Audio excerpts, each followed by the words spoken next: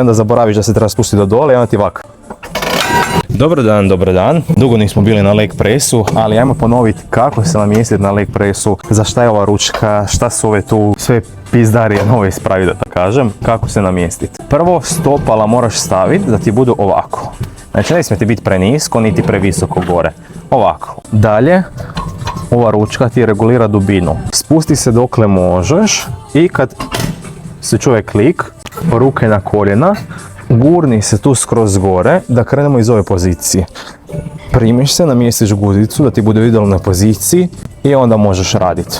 Napraviš sad recimo 10 ponavljanja. Kad završiš, pustiš se skroz do dolje, stisneš ručkicu i to je to. Jer što se može dogoditi? Ako si početnik, ovo će ti se sigurno dogoditi barem jednom. Radiš i onda zaboraviš da se treba spustiti do dole i onda ti ovako padnu utezi. Nije ništa strašno, dogodi se svima, ali kažem, prije nego što stisneš, spusti se skroz do dole i tek tu dolje stišći.